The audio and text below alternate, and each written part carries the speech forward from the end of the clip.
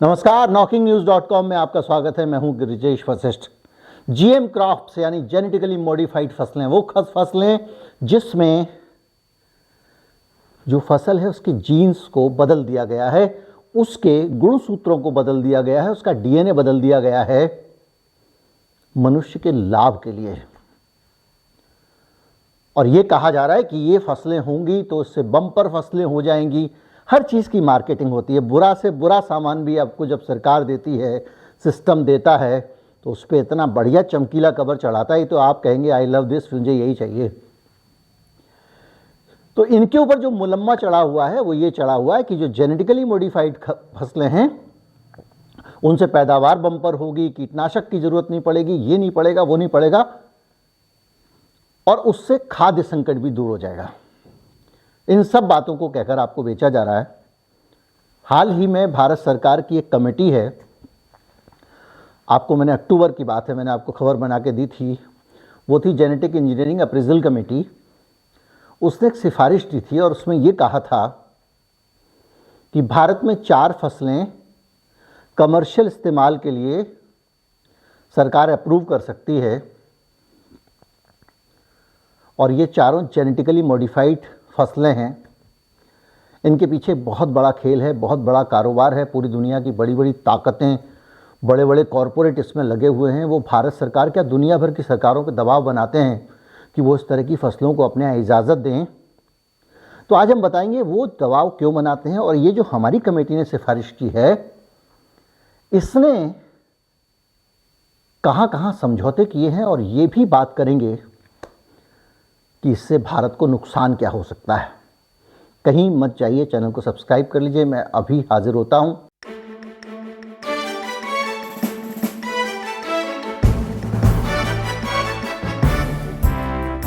और जो मंजूरी देने वाली संस्था है उसके ऊपर जो आरोप लग रहे हैं उसमें ये कहा जा रहा है कि इसने जो स्टैंडर्ड्स हैं, देखिए जब कोई भी चीज़ आप करते हैं तो उसके लिए एक स्टैंडर्ड्स बनाए जाते हैं, एसओपीज बनाए जाते हैं कि इस चीज़ का ध्यान रखना होगा। वो हर चीज़ में होते हैं, बहुत सारे नियम हैं, कानून हैं, ताकि इस देश में धांधली ना हो सके।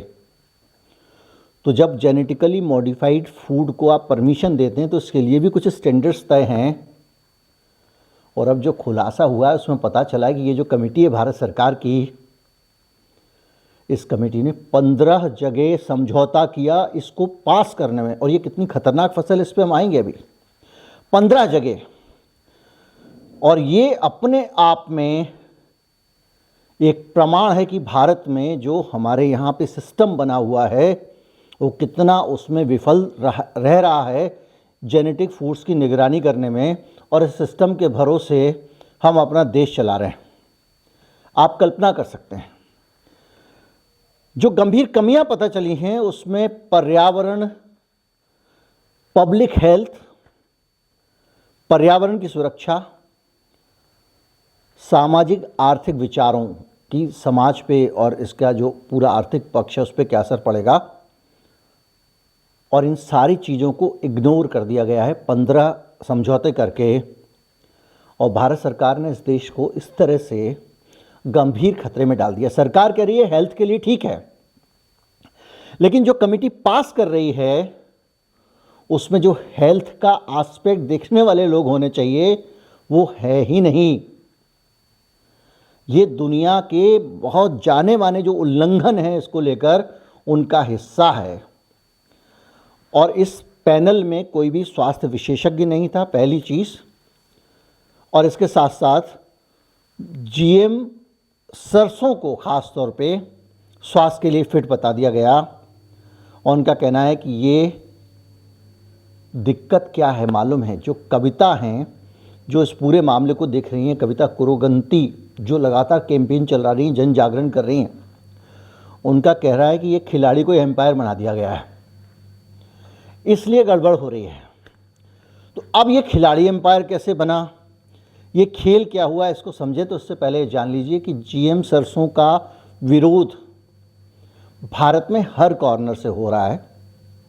यहाँ तक कि आरएसएस के वो लोग भी इसका विरोध कर रहे हैं जो भारत माता की जो तस्वीर थी उसमें भारत माता का चेहरा बदल चुके हैं, भारत माता का झंडा तिरंगा लेकर वहाँ भगवा झंडा पकड़ा चुके हैं और हिंदू राष्ट्रवाद के हामी हैं। और वो है खुद जो केंद्रीय मंत्री हैं स्वदेशी जागरण मंच के, वो भी इसका विरोध कर चुके हैं। उसके बावजूद जीएम सरसों को मंजूरी दी जा रही है। इसके पहले जेनेटिकली मॉडिफाइड कपास जो है उसको लेकर भी एक खतरा आया था, 20 साल हो गए। अब आप कहेंगे कि खतरा क्या है, ये समझना पड़ेगा, मुझे समझाना पड़ेगा। बल्कि खतरा ये है कि जब आप एक फसल लेंगे जेनेटिकली मॉडिफाइड, तो जब परागण होता है, किसी भी पौधे में एक परागण की प्रक्रिया होती है, एक निषेचन होता है। उसके लिए क्या होता है कि नर फूल से पराग कण मादा फूल तक जाने चाहिए, तभी जो मादा फूल है वो फल में परिवर्तित होगा। यही तरीका है। जब भी आप कोई फल लगाते हैं तो एक नर फूल से मधुमक्खियाँ या दूसरे पक्षी, कीट, या फिर एक परागण के बहुत सारे तरीके हैं। अब होता क्या है कि आपने क्या किया कि कुछ ऐसे डीएनए वाले बीज बना दिए जिनके पास कीट नहीं आ सकते। ऐसी खुशबू आएगी उसके अंदर से कीट नहीं बैठेगा। तो क्या होगा, मधुमक्खियाँ और दूसरे कीट धीरे धीरे धीरे करके कम होते जाएंगे। और मधुमक्खियाँ जैसे ही कम होती हैं या दूसरे कीट कम होते हैं जो परागण में मदद करते हैं, मक्खियाँ आमतौर पर परागकण अपने हाथों में उनके चिपका होता है, वो एक से दूसरे फूल पे बैठती हैं और वहाँ पराग गिरते चले जाते हैं। तो मधुमक्खियाँ मर जाएंगी और कम हो जाएंगी, पहली चीज़। दूसरा, आपने कह दिया जेनेटिकली मॉडिफाइड फूड आपको लगानी है, फसल तो लगाइए, आपकी मर्जी है, नहीं लगाएंगे तो कोई बात नहीं। लेकिन इतना आसान नहीं है। एक इलाके में अगर आधे खेतों में जीएम फसल लगी हुई है तो बाकी के आधे खेतों के लिए भी कीट उपलब्ध नहीं होंगे, क्योंकि इसका जो प्रभाव पड़ेगा वो उन फसलों पर भी पड़ जाएगा। इसी तरह से इनके मॉडिफिकेशन से बहुत सारे स्वास्थ्य संबंधी भी समस्याएं खड़ी हो रही हैं। पर्यावरण की समस्या इसलिए है क्योंकि अगर आप एक पूरा जो इकोसिस्टम है, जो इकोलॉजी है, उसके अंदर से अगर आप कीटों को कम कर देंगे तो उससे बहुत सारी दूसरी समस्याएं खड़ी होने वाली हैं। कीट कम होने का मतलब है पक्षी कम हो जाना। आपने किस्सा सुना होगा, एक बार माओ ने चिड़ियाँ फसल खा जाती थी तो परेशान होकर सारी की सारी चिड़ियों को मरवा दिया था। और जब चीन में सारी चिड़ियाँ मर गईं तो वहाँ पे जब टिड्डियों का प्रकोप हुआ तो जितनी फसलें टिड्डियाँ खराब करती थीं उससे कहीं ज़्यादा फसलें टिड्डियों ने खराब कर दी, क्योंकि चिड़ियाँ थी नहीं जो टिड्डियों को खा जाती। तो ये बहुत बड़ी तबाही आई। उसके बाद में उन्होंने अपने आप को करेक्ट किया और दोबारा से गौरैया पालन करने के लिए अपने किसानों को इंसेंटिव देना शुरू किया। अब यहाँ फसल से अगर आप कीट हटा दोगे तो एक तो बगल वाला खेत बर्बाद हो रहा है, दूसरी दिक्कत ये होने वाली है कि ये जो कीट हैं, कीट तो बीज से हट जाएगा जो परागण करता है। मान लिया कीट के बगैर आप अपनी फसल बना लोगे, लेकिन जो कीटों को खाने वाले हैं वो भी कम हो जाएंगे और उनको खाने वाले हैं वो भी कम हो जाएंगे। ये एक से दूसरे पे निर्भरता है। हम क्यों कहते हैं कि हमको शेर चाहिए? शेर रहेगा तो इकोसिस्टम सही रहेगा, क्योंकि शेर नहीं रहेगा तो शेर जिनको खाता है वो बहुत ज़्यादा हो जाएंगे। तो इसलिए जो है ये पूरा का पूरा पर्यावरण का सत्यानाश करने वाला, इकोलॉजिकल सिस्टम का सत्यानाश करने वाला कंसेप्ट माना जा रहा है। इसका दूसरा जो एस्पेक्ट है, जो अक्सर इस तरह के फैसलों को प्रभावित करने के पीछे जिम्मेदार माना जाता है, वो ये है कि ये जो जीएम फसल होती हैं इनके बीजों को इस तरह से डिजाइन किया जाता है कि अगर आपने अपने खेत में इस बार जीएम सरसों बो दिया तो अगली बार अगर आप कोई और फसल उगाएंगे तो उतनी अच्छी नहीं उगेगी, आपको हर बार जीएम सरसों ही बोना पड़ेगा। और जीएम सरसों का जो बीज है वो कोई और कंपनी बना रही है और उस कंपनी से ही आपको खरीदना पड़ेगा जिससे इस बार खरीदा था। आप ये भी नहीं कर सकते कि कुछ सरसों बचा के रख लें, बो दें, क्योंकि उसको इतना मॉडिफाई किया गया है कि वो फसल दोबारा से नहीं उगेगी, आपको उसी से बीज खरीदना पड़ेगा। धीरे धीरे बहुत सारे देशों में दुनिया के, अमेरिका खुद परेशान है इस बात को लेकर, अमेरिका के किसान परेशान है, वहाँ की सरकार को तो उद्योगपतियों के अलावा और कोई चिंता नहीं। जो किसान हैं वो परेशान हैं कि वहाँ पे धीरे धीरे करके अब क्या हो रहा है, बड़ी बड़ी कंपनियाँ खेतों को, जो किसान आंदोलन में चिंता थी, खेतों को अपने अंडर में ले रही हैं। अंडर में ऐसे ले रही हैं, कह रही हैं ठीक है आपके जो गांव के 100 खेत हैं उसमें आप हमारी सरसों बो काटो, आपको इस रेट में हम आपसे फसल खरीद लेंगे। तो वो खेत जो है ना वो कंपनी इस्तेमाल कर रही है। अभी तक कंपनी आपको बीज बेच रही थी, उसमें मुनाफा कमा रही थी, फिर उसने आपको ज़बरदस्ती बीज बेचा, फिर जब उस बीज पे आपकी निर्भरता आ गई, आप कोई और फसल उगा नहीं पा रहे हैं, तो उसके बाद में वो आपसे कह रहा है कि आप अपने खेत में फसल उगाओ और हम आपको इतना मुनाफा देंगे। तो यानी उसने पूरा का पूरा जो आपका खेत था उसके पास चला गया। इस तरह के बहुत सारे मामले, और पूरी दुनिया में जो बड़े बड़े कॉरपोरेट हैं, अमेरिका के बड़े बड़े कैपिटलिस्ट हैं 5-7 जो पूरी दुनिया पे राज करते हैं, जिनके आगे अडानी अंबानी कुछ भी नहीं है, बिल गेट्स जैसे लोग। बिल गेट्स के पास पता है ना आपको, इतनी ज़मीन है कि आप चांद से देख सकते हो, इतनी ज़मीन है उसके पास। तो ये सब लोग जो हैं ये चाहते हैं कि इस तरह की जेनेटिकली मॉडिफाइड फसलें पैदा की जानी शुरू हो जाएं, ताकि दुनिया भर का जो खेती का सिस्टम है उस पर उनका कब्जा हो जाए। और जब वो ये चाहते हैं तो उसके लिए वो तरह तरह से अलग अलग देशों में एजेंडा लागू करवाने की कोशिश करते हैं। जीएम फसलों का एजेंडा पहली बार नहीं आया है, ये पहले भी आता रहा है, लेकिन देश भर में जो उस वक़्त लोकतंत्र मजबूत होने की स्थितियां थीं, सरकार निरंकुश नहीं थी, तो लोग खुल के विरोध करते थे और सरकार को झुकना पड़ता था। अब ना तो विरोध की स्थितियां हैं, ना विरोध को मंच मिलता है। मीडिया आपके विरोध को नहीं दिखाता, कहीं पे भी नहीं दिखाया जाता, पता ही नहीं चलता आप विरोध कर रहे हैं। और उसके बाद में जो है वो सरकार भी अब उस तरह की नहीं है जो छोटे छोटे विरोध पे झुक जाए। अब ये जो समेत शिखर वाला मामला था वो तो चूंकि एक कम्युनिटी का मामला था पूरा, और गुजरात में ख़ास तौर पे जैन कम्युनिटी बहुत ज़्यादा है, इसलिए सरकार झुक गई।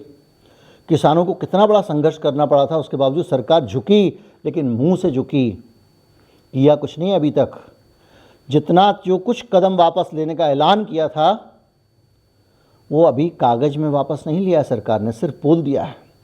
मोदी जी ने आके स्क्रीन पे बोल दिया है।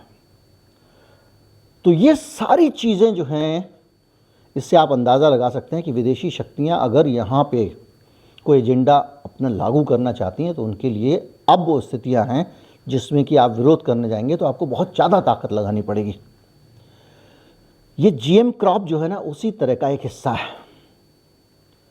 आपके फसल के डीएनए में कुछ ऐसे बदलाव कर दिए जाते हैं, उसको इतना बदल दिया जाता है अंदर से कि वो कुछ खास तरह के काम करने लगता है और कुछ खास तरह के काम करना बंद कर देता है। जैसे कि वो बीज की उत्पादकता बढ़ जाएगी क्योंकि उसको कीड़ा नहीं खाएगा, दूसरी चीज़ें नहीं होंगी, लेकिन वहीं उस बीज को दोबारा उगा नहीं सकेंगे। बहुत सारी चीज़ें हैं उसको लेकर, बहुत सारे विचार हैं, कुछ अच्छाइयाँ हैं, कुछ बुराइयाँ हैं, लेकिन जो सबसे बड़े नुकसान हैं वो यही है जो मैंने आपको बता दिया है। बीज जो दोबारा इस्तेमाल नहीं हो सकते, उन बीजों पर ऑलरेडी WTO का एजेंडा है। एकाधिकार जिसने इन्वेंट किया जीएम बीज वो ही उसका इस्तेमाल कर सकता है, वो ही उसके इस्तेमाल की इजाज़त दे सकता है। आपको याद होगा अभी कुछ समय पहले पेप्सी आलू की खेती करा रही थी कुछ किसानों से, और इन किसानों ने गलती से जब पेप्सी का कॉन्ट्रैक्ट ख़त्म होने के बाद अपने यहाँ पे आलू को खुद उगा लिया था, बचे हुए आलू को। उन छोटे छोटे किसानों पे सैकड़ों करोड़ रुपए का मुकदमा कर दिया था उस कंपनी ने। पूरे देश में मीडिया और सोशल मीडिया का जब दबाव आया तब जाकर वो वापस लिया गया है। जो भी है एक खतरनाक, स्वास्थ्य के लिए, जैव विविधता के लिए, पर्यावरण के लिए खतरनाक जो जीएम क्रॉप है उसको लेकर अब फिर से नई कंट्रोवर्सी खड़ी हो गई। और सबसे दुखद इसमें यह है कि जब इसको पास करने के लिए कमेटी बनी थी उससे उम्मीद की जाती थी कि वो सारे पैरामीटर्स को, सारी अच्छाइयों बुराइयों को देखकर उसको पास करेगी, लेकिन उसने बड़ी संख्या में कंप्रोमाइज़ किया पैरामीटर्स में, और इतना बड़ा कंप्रोमाइज़ किया कि उस कमेटी में पब्लिक हेल्थ एक्सपर्ट्स को रखा ही नहीं है और घोषित कर दिया कि ये स्वास्थ्य के लिए फिट है। इससे आप अंदाज़ा लगा लें कि इस देश में क्या हो रहा है। शेयर कर दीजिए वीडियो, चैनल को सब्सक्राइब कर लीजिए, ज़्यादा से ज़्यादा लोगों तक चैनल को पहुंचाइए। अब नए लोग जोड़ने का वक्त आ गया है।